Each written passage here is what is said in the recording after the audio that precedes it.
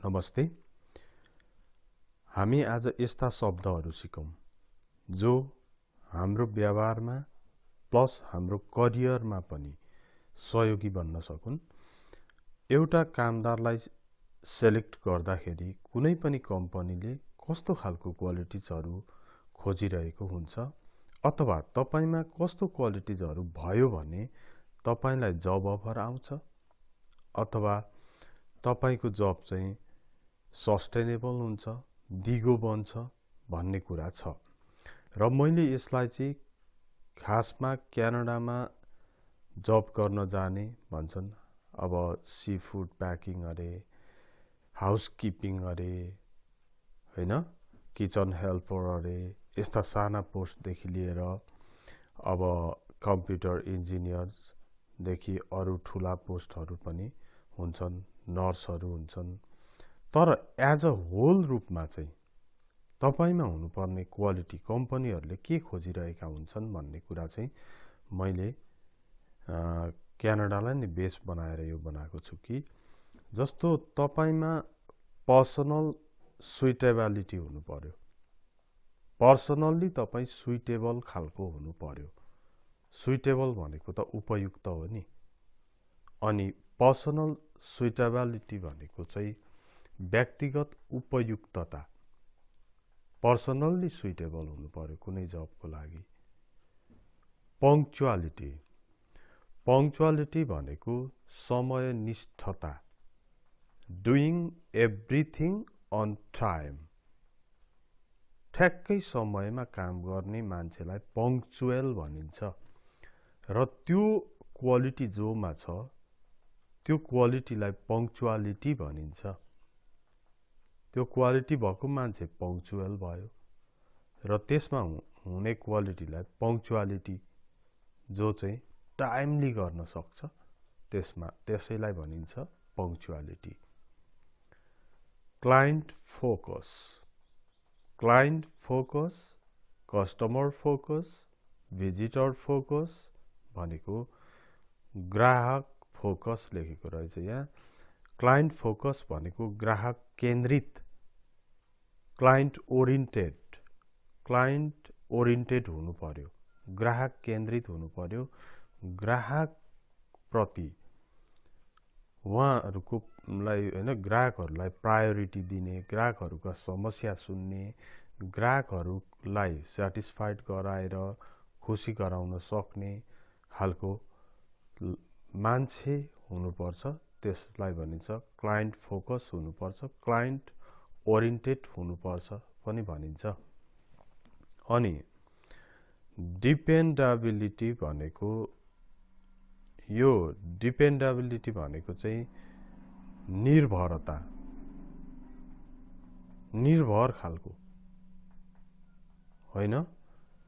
निर्भरता तपाईले त फेरि यो इन्डिपेन्डेन्ट र डिपेन्डेन्ट पट्टि लानुभन्दा पनि यसलाई के गरी बुझ्नु पर्यो भने डिपेन्डेबिलिटी भनेको त तपाईमा डिपेन्ड हुन सकियोस्, निर्भर हुन सकियोस् कि तपाईले राम्रो गर्नुहुन्छ भन्ने फिलिङ गराउन सक्नुहोस्, डिपेन्ड हुन सकियोस्, तपाईमा निर्भर हुन खालको बन्नुहोस्। अनि इफिसिएन्ट इन्टरपर्सनल स्किल्स, कुशल पारस्परिक कौशल। टिमवर्क गर्नुपर्छ, टिममा काम गर्नुपर्छ हैन। अथवा कुनै पनि फ्यामिलीकै लागि काम गरे पनि इन्टरपर्सनल स्किल्स हुनु पर्यो तपाईमा। कुशल पारस्परिक कौशललाई नै इफिसिएन्ट इन्टरपर्सनल स्किल्स हुनुपर्छ भनेको हो। अनि आयो एक्सलेन्ट ओरल कम्युनिकेसन, उत्कृष्ट मौखिक सञ्चार। तपाईसँग बोल्न मौखिक भने चाहिँ ओरल भन्ने बित्तिकै ओरल कम्युनिकेसन भनेको तपाईले बोलेर राम्रोसँगले स्पष्टसँगले एक्सलेन्ट रूपमा चाहिँ बोल्न सक्ने हुनुपर्छ। त्यो सिप पनि हुनुपर्छ भनिएको हो। ओके, अब आयो तपाईमा पोजिटिभ एटिट्युड टुवर्ड्स वर्क, काम प्रति सकारात्मक भावना हुनु पर्यो। पोजिटिभ एटिट्युड टुवर्ड्स वर्क, हेर्नु त काम गरिरहेको छ भने पोजिटिभली गरिरहेको छ भने मात्रै उसले राम्रो गर्न सक्छ। दिक्क मानेर नेगेटिभ भावनाको साथ काम गर्यो भने त्यो काम राम्रो हुँदैन।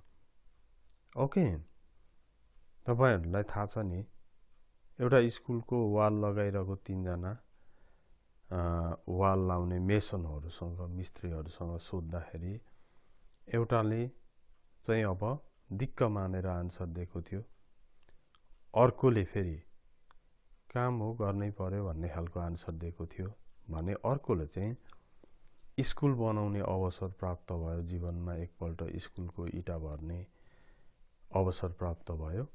अब म रहे पनि नरहे पनि मेरा नाति पनातिसम्मले यहाँ पढ्छन्, नाति नातिनीहरूले पढ्छन्, यो ठूलो अवसर प्राप्त गरे भनेर प्रत्येक इटालाई चाहिँ उनले सम्मानपूर्वक मायापूर्वक लगाइरहेको थियो भनेपछि पोजिटिभ एटिट्युड टुवर्ड्स वर्क रहेछ नि त।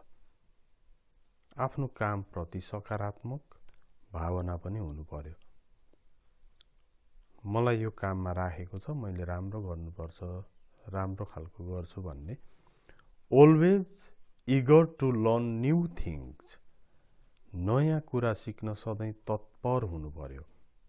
Always eager to learn new things, हेर्नु त अब सिस्टम मिल्दैन नि। तपाईले घरमा पनि हाउसकिपिङको काम त गर्नुभएकै हो, तर उहाँको र यहाँको, बाहिरको र घरको, अफिसको र घरको नमिल्न सक्छ। त्यसकारण नयाँ स्किल्सहरु सिक्नलाई सधैँ तत्पर रहने। Always eager to learn new things, new skills. Okay, अनि एबल टु अन्डरस्ट्यान्ड ड्युटी, कर्तव्य बोध गर्न सक्ने। एबल टु अन्डरस्ट्यान्ड ड्युटी, आफ्नो ड्युटी बोध गर्न सक्ने हुनु पर्यो। A sense of mutual cooperation, पारस्परिक सहयोगको सेन्स हुनु पर्यो भनेको भावना हुनु पर्यो। टिमवर्क गर्नु पर्यो। A sense of mutual cooperation छैन, पारस्परिक सहयोगको भावना छैन भने त कसरी गर्न सकिन्छ त। प्रत्येक टिममा पनि पारस्परिक सहयोग, म्युचुअल कोअपरेसन भएर गोल लाग्छ। फुटबलमा हेर्ने हो भने पनि मै लाउँछु मेरै खुट्टाबाट भन्ने हुँदैन नि। Able to follow the rules, नियम पालना गर्न सक्ने। कम्पनीको रुल्स हुन्छ, हाउसको रुल्स हुन्छ, त्यसलाई फलो गर्न सक्ने हुनुपर्छ राम्रो मान्छे बन्नलाई। यस्ता सिपहरु प्लस अरु सिपहरु पनि आज सिक्दैछौं र एउटा पर्टिकुलर जबको कुरा, त्यसमा चाहिने क्वालिटीको कुरा पनि अथवा ड्युटिजको कुरा, रेस्पोन्सिबिलिटिजको कुरा पनि गर्दैछौं। त्यो भन्दा पहिला तपाईले यो च्यानल सब्स्क्राइब गर्नुभएको छैन भने सब्स्क्राइब गरेर नोटिफिकेसन बेल पनि अन गर्नु होला। ओके, अब हेर्नुहोस् त, फ्लेक्सिबिलिटी। फ्लेक्सिबिलिटी हुनु पर्यो, लचकता। मान्छे कामदार भयो, आफ्नो काम गर्न, जब गर्न गएपछि फ्लेक्सिबल खालको त हुनु पर्यो नि त। त्यसैलाई नै फ्लेक्सिबिलिटी भनेर भनिएको हो। इनिसिएटिभ, पहल, सुरुवाती गर्न सक्ने, पहल गर्न सक्ने कुनै कामलाई इनिसिएसन लिन सक्ने। इनिसिएसन लिनु भन्छौं हामी, टेक इनिसिएसन, पहल कदमी गर्नु भनेपछि इनिसिएटिभ हुनु पर्यो। जजमेन्ट, न्याय संगत काम गर्नु पर्यो। अर्गनाइज्ड हुनु पर्यो, संगठित। अर्गनाइज्ड भनेको संगठित, प्लान्ड, सबै कुरामा प्लान गरेको, अर्गनाइज्ड खालको क्या, संगठित खालको मान्छे बन्नु पर्यो। अनि अब रिलायबिलिटी भनेको चाहिँ रिलायबल हुनु पर्यो। रिलायबल हुन्छ पर्सन।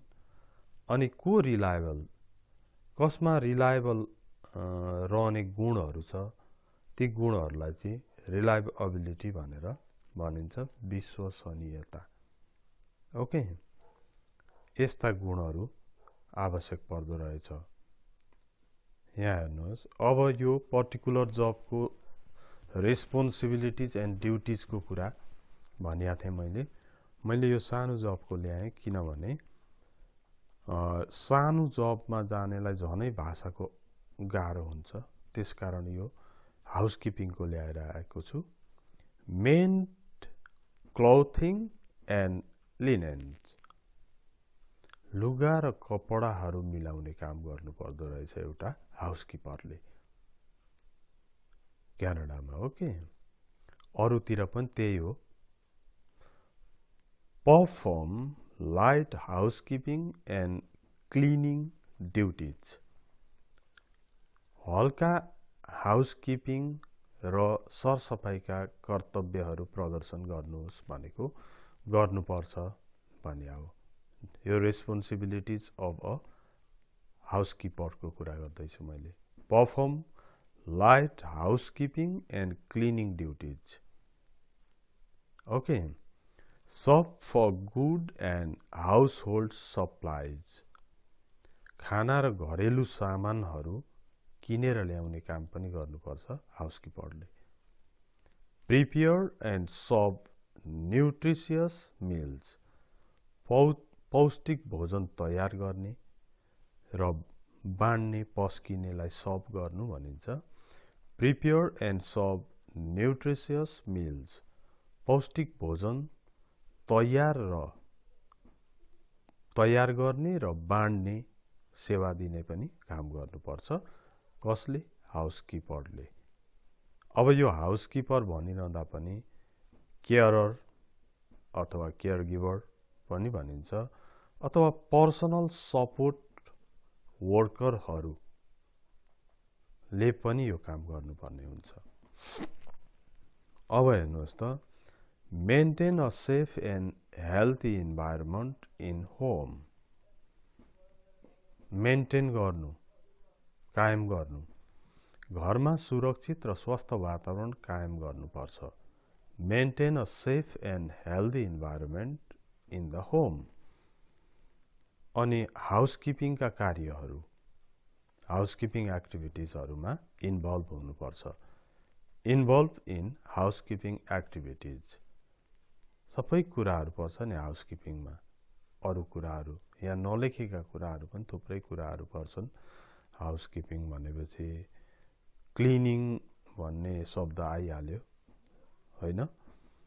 अनि लाउन्डर क्लोथिङ एन्ड हाउसहोल्ड लिनेन्स, लुगा धुने र घरका कपडाहरू धुने कामहरू, टावेल्सहरू, लिनेन्सहरू सबैलाई कभर गर्छ यो शब्दले।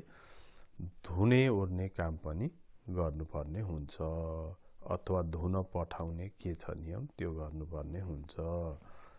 यसरी आज हामीले एउटा इम्प्लोयरले अथवा कम्पनीले मानिसहरूलाई अफर लेटर पठाउनु, सेलेक्ट गर्नु अथवा जबमा कन्टिन्यू गराइराख्नु, बिचमा प्रब्लम नआउनुको लागि एउटा वर्करमा, इम्प्लोइमा, कामदारमा हुनुपर्ने गुणहरू हामीले अध्ययन गर्यौं। यो सबै कुरा हो मैले यो चाहिँ जबबाट नै लिएको हो। जबमा यस्तो यस्तो इम्प्लोयरले खोजिरहेको हुन्छ है भनेर तपाईलाई देखाएको हुँ। यो तपाईलाई कस्तो लाग्यो हैन? सबै जबहरू तपाई कुन जबमा भिड्दै हुनुहुन्छ त्यसको लागि पनि यसको रेस्पोन्सिबिलिटिजहरुको बारेमा डिटेलमा नेपाली सहित बनाइदिनु भन्नुभयो भने म भिडियोहरु बनाइदिने छु। तपाईले एक्टिभ भनेर कमेन्टमा लेख्नु पर्ने हुन्छ। Okay, thank you for watching it. See you next time.